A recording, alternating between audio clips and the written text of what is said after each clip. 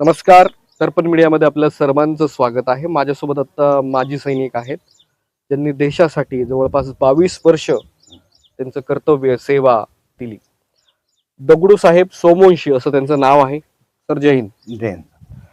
काय सांगताल, तुमची सुरुवात कशी झाली? माझी सुरुवात ही झाली जसं शाळा सोडल्यानंतर भरतीला म्हणून मी पुण्याला गेलो. वय किती होतं त्यावेळेस भरती झाले त्यावेळेस? 19 वर्ष. कुठे, पुण्यामधून भरती झालात तुम्ही? पुण्यामधून घोरपडीला डायरेक्ट भरती ऑफिसला भरती झाली. बर. ज्यावेळेस मी भरतीला गेलो होतो त्या टायमाला जसं 71चा वार झाला होता आणि बरेचसे सैनिक आपले धारात येथे पडले होते. तर 3 महिने लगातार भरती चालू होती, हॉलिडे सोडून. बर. ज्यावेळेस मी घोरपडी ऑफिसमध्ये पोहोचलो त्या टायमाला 3-3, 4-4 लाईनी होत्या. कशाची लाईन होती हेच कळत नव्हतं. विचारून तिथं मुलाला विचारलं, बाबा आज मी नवीन आलोय, कुठं उभं राहायचं? ते सांगितलं ह्या लाईनीला उभं राहा. 365 पोरं होती. सर्वात लास्टला मी होतो त्या टायमाला. उशिरा गेलेलं चालत, रेल्वे स्टेशन चालत गेलेलं. मग आता काय असं म्हणलं, मग भरती सगळे कपडे वगैरे काढून अंडरवेंटवर वजन, उंची, छाती स्क्रीनिंग तेवढी घेतली त्याशी. तिथं 65 सिलेक्ट केली. 65 मुलं? 65 मुलं बाकीचे दिले काढून. वजन, उंची, छाती. त्या 65 मध्ये तुमचा नंबर होता? क्या बात आहे. तिथून पुढे मग तुम्ही जॉईन झाले? नाही, त्याच्यानंतर सांगितले त्यांनी आता उद्या या मेडिकलला. मग ऐकत ऐकत ऐकत मला तर काही माहित नव्हतं, पण असं मुलं बोलताना ते ऐकलं की मेडिकल खूप हार्ड असते. रेल्वे स्टेशनला पुन्हा गेलो, तिथंच झोपलो. पुन्हा सकाळी आलो, कानं साफ करून घेतली. पहिलं कानावर जोर होता, कानामध्ये मसून घालून बघतात असतं म्हणल्यानंतर कानं साफ. तर कानामध्ये सर्वाला काढलं, फक्त 4 राहिलो आम्ही. बर. 65 मधून 4च राहिली. 61 संपले. एक संपली. मला तर असं वाटत होतं की एवढे मोठमोठे पैलवान आहेत, असे आहेत तसे, तर आपलं काही नंबर लागत नाही. आणि ॲक्च्युली तेच वापस गेले. आणि असं वाटतं की आपणाला जे भरती होऊ शकत नाही ते भरती झाली. आणि त्याचं नंतर कळालं मला कशासाठी असते ती. कारण तिथं लवचिकपणा पाहिजे, सर्वच पाहिजे. असं नुसते मोठे असून बी जमत नाही. मिलिटरीमध्ये लवचिकपणा सगळंच पाहिजे. आता मलकाम हे ते सगळे टेस्ट असतात तिथं. बर. मलकामचे टेस्ट खास करून मराठा ग्रुपला, मराठा जिथं बी आर्टिलरी आहे किंवा अजून कुठलं रेजिमेंट आहे, मलकामची टेस्ट होते तिथं. मग तिथून मेडिकल झालं, पुन्हा दुसऱ्या दिवशी या म्हणले डॉक्युमेंट बनवायला. ज्यावेळेस डॉक्युमेंट बनवायला 2 फॉर्म दिले भरून. म्हणले तुम्ही जाऊन सरपंचाची सही आणि ग्रामपंचायतचा स्टॅम्प आणा. मग तिथं माझं नाव वापस जायला पैसे नव्हते. मग तिथं विचार करीत करीत त्या टायमाला परमेश्वराची याद केली, तिरुपती बालाजीची. डोळ्यातून पाणी आलं. मी म्हणलं इथपर्यंत आणले, सर्व झाले. 365 मधून 4 उचलत झालं. आता इथं मला आठवण झालं देवा. म्हणलं तर 2 मिनिटात एक मिलिटरीमॅन समोर आला सायकलवर. क्या बात आहे. का गावाले, का उभा राहिला म्हणलं. त्यांनी ओळखलं तुम्हाला? असं मग सिकंदराबादला होता, ते साहेबाबरोबर आलेला होता, सेवादार म्हणून. तुमच्या गावाकडचा माणूस? वाशीचा होता, पण सिकंदराबादला असताना मला त्यांनी रोज बघतो ना जेवण वाढताना. बस सायकलवर म्हणलं. भरती अफसर त्या थेट घरी घेऊन गेले. भरती अफसर म्हणला कोण आहे का नाही असं म्हणल्यानंतर त्याच असं मधुकार निराटले म्हणून ज्याने मला घेऊन गेलो ना भरतीला, त्याचा भाऊ आहे. ओळखीमुळे ते तुमचं सिलेक्शन झालं? तसं तर आहे, ओळखीमुळे. त्यांनी म्हणलं बघितलं फॉर्म वगैरे थोडा चुकलेला होता मी भरलेला. लगेच त्याला वापस केलं भरती ऑफिसमध्ये आणि 2 फॉर्म माझा स्टॅम्प करून घेऊन ये म्हणलं ब्लँकमध्ये. त्यानं जाऊन लगेच आणलं सायकलवर. मोटरसायकलवर कोणाजवळ नव्हतं सायकल. स्वतः भरती ऑफिसर साहेबांना भरले. DB माथुर, अजून नाव विसरायला मी त्यांचं, शकल सुद्धा विसरायला. फॉर्म भरले. त्याच्यानंतर 3 दिवस सुट्टी. आता जायचं कुठे ना, त्यांनीच विचार केले. LRC दिले, म्हणजे ते राशनचं एक फॉर्म असतंय. 2nd मराठा बटालियन म्हणून होतं आमचं मराठा ग्रुपचं, घोरपडीलाच होतं. तिथं जाऊन 3 दिवस अटॅच कर म्हणलेला. 3 दिवस राहील, तिथंच खाईल. आणि 3ऱ्या दिवशी झालं की 10 वाजता नेऊन तो ऑफिसला पोहोचव. त्या सेवादारला सांगितलं साहेबांना. तसंच झालं. दुसऱ्या गेलो ऑफिसमध्ये, फॉर्म दाखवले क्लार्कला. त्यानं ओरडायला लागलं माझ्या नावानं. माझ्याच ऑफिसचा स्टॅम्प आहे, माझ्याच साहेबाची सही आहे, आणि तू किती पैसे दिलास मला? पैसे, ही कहाणी सांगितली त्याला. पैसे माझ्याजवळ नाही साहेब म्हणून. नाही तर तुम्ही साहेबालाच विचारा म्हणलं. डायरेक्ट साहेबाला विचारायची काय हिंमत आहे कोणाची. लगेच त्यानं काय केलं, ते बी 3 जण आले. चौघाचे ते फॉर्म घेतले. पार्टी वॉरंट बनवलं एक बेळगावच्या नावानं, आणि 12-12 रुपये दिले त्याची जेवणासाठी म्हणून. तिथून गेलो बेळगावला. जॉईन झालं डायरेक्ट बेळगावला. रेल्वे स्टेशन गेलो तिथं, मग तिथून सेंटरमध्ये गेलो. तिथून चौघाला 4 कंपनीमध्ये वाटलं. हम्म.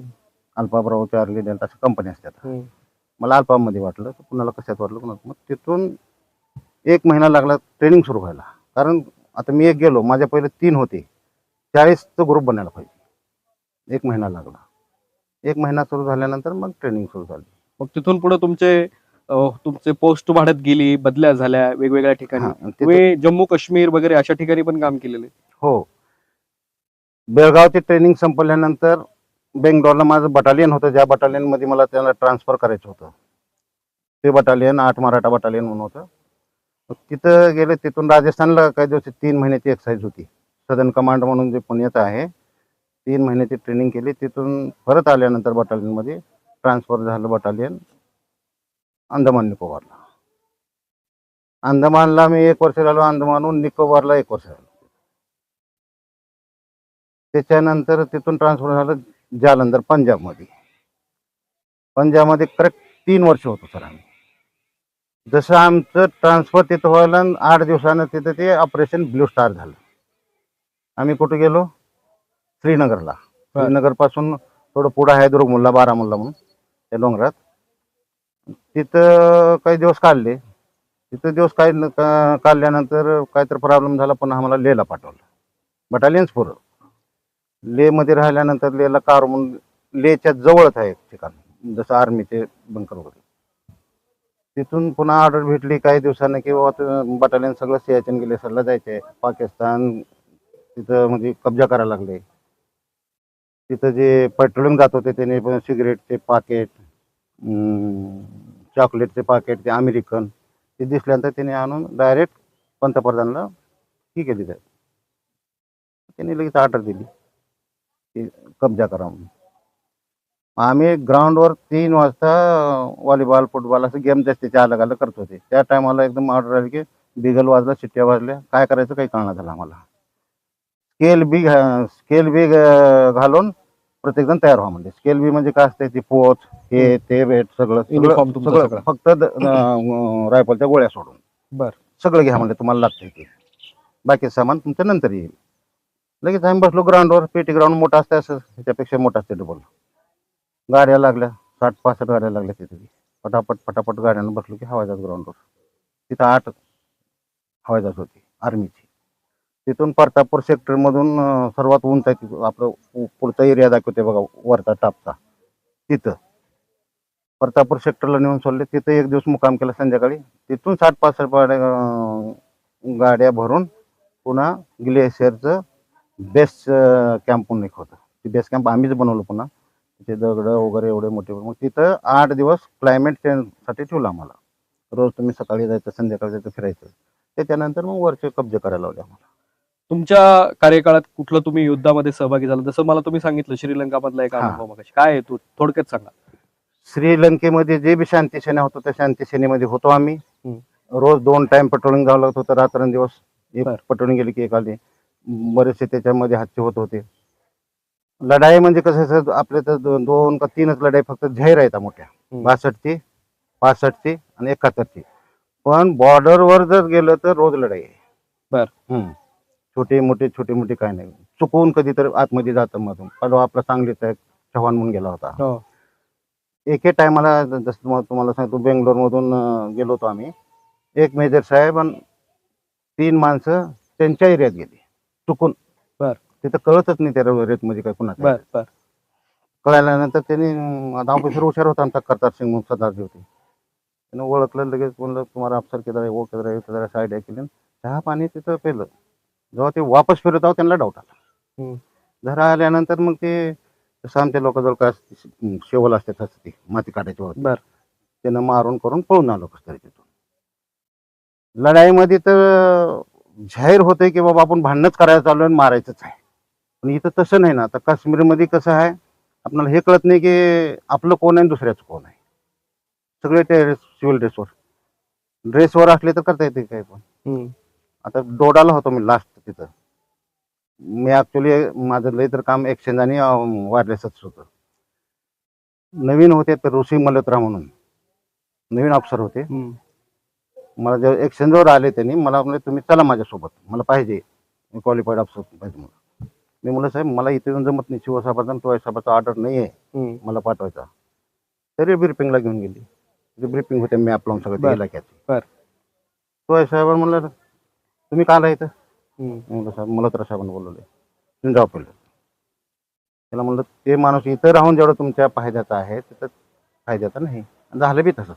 म्हणजे मिलिटरी मधले शिस्त म्हणजे शिस्त असते, ऑर्डर म्हणजे ऑर्डर ऑर्डर म्हणजे त्या फॉलो म्हणजे फॉलो. सिनियरचा तुम्ही तोडू शकत नाही. किती वर्ष तुम्ही सेवा केली जवळपास मिलिटरी मध्ये? 22 वर्ष केली. 22 वर्ष सेवा झाल्यानंतर निवृत्त झाला. निवृत्त झालो. मग घरी आल्यानंतर करमायचं का तुम्हाला मिलिटरी? घरी आल्यानंतर करमायचं म्हणजे मी 3 आयलमेनला सिक्युरिटी अफसर म्हणून केलो. बरं. 1 वर्ष. पण ते तिथं थोडंसं जागरण वगैरे जास्त झाल्यामुळे मला डॉक्टरनं सांगितलं की तुम्ही जागरण करू नका. तिथून गेलो बेळगाव. बेळगाव त्या ह्याच्या अंडरमध्ये मी 10 वर्ष होतो. काय म्हणून? एक तर टोल मॅनेजर. बरं. 2 वर्ष. म्हणजे तिकडून येऊन इकडे तुम्ही नोकरी सेवा दिलीस? दिली. हो. आणि आता तुम्ही सध्या तुमचं एज किती आहे आता? वय? माझं 70 चालू आहे. म्हणजे ऑक्टोबर मध्ये 70 खतम होतं. आता गावाकडे शेती वगैरे चालू आहे सगळं? शेती आहे. बरं. मला एक सांगा, आता जे नवीन तरुण मुलं आहेत जे की मिलिटरी भारतीय सैन्यात जाऊ इच्छितात किंवा त्यांना जायची इच्छा आहे, त्यांना काय संदेश द्याल तुम्ही? कसं आहे सर, जर मिलिटरीत पोलीस किंवा ह्याच्यामध्ये खास करून मिलिटरीचं सांगतो मी, पहिली गोष्ट आम्हाला माहित नव्हतं, इच्छा होती मिलिटरीत पण भरती होईल असं मला वाटत नव्हतं. कारण आपला वशिला नव्हता, माहित नव्हतं, काहीच नव्हतं. पण शरीर मी आपलं स्वप्न कमी होईल. शरीर कमाई पाहिजे. तुम्हाला मिलिटरी जायचं सर्वात पहिलं फिजिकली फिट पाहिजे माणूस. त्याच्यानंतर सगळं. आता कसं झालं, आता बऱ्याचशा सुधारणा झाल्यात, हत्यार वेगळे वेगळे आल्यात, कम्प्युटर आलेले आहेत, सगळं आलेलं आहे. तर क्वालिफिकेशन बी पाहिजे, कमीत कमी 12वी पास, फिजिकली फिट आणि देशसेवेची आवड पाहिजे. देशसेवेची मेन तर तेच पाहिजे, देशसेवेचीच आवड पाहिजे. आणि देशसेवेची आवड मला होते. मी एनसीसीला असताना सर्वात माझं कुणी जरी विचारलं तर मिलिटरीत भरती व्हायचा हाच येतात. आणि माझे एक मामा होते, एकाहत्तरच्या लढाईचे सर्व फोटो वगैरे यायचे, पेपरला यायचं. ह्याच्यामुळे तुम्हाला ती प्रेरणा मिळाली आणि ह्यांचा ड्रेस बघून अंगावरला प्रेरणा मिळाली. आणि हे खूप महत्वाचं आहे. आणि आपण त्यांना प्रेरणा देणं जरुरी आहे. कुणाला? जवानला. बरेचसे आता आमच्यातले 1-2 असे नुसतं आम्ही बोलण्यामुळे भरती झाले. क्या बात आहे. तर हे होते आता सध्या माजी सैनिक आहेत. त्यांनी 22 वर्ष भारतीय सैन्यामध्ये सेवा दिली. आता 70 वय आहे. शेती करतात गावाकडे आणि आनंदाने राहतात. तर अशा आज आपण माजी सैनिकाशी संवाद साधला. खूप छान वाटलं सर तुमच्याशी बोलून. एका देशसेवेसाठी जगलेल्या सुपुत्राशी आम्हाला बोलता आलं. आपले खूप खूप धन्यवाद. मी व्हिडिओ जर्नलिस्ट सोबत परमेश्वर सोनवणे, दर्पण मीडिया, लातूर.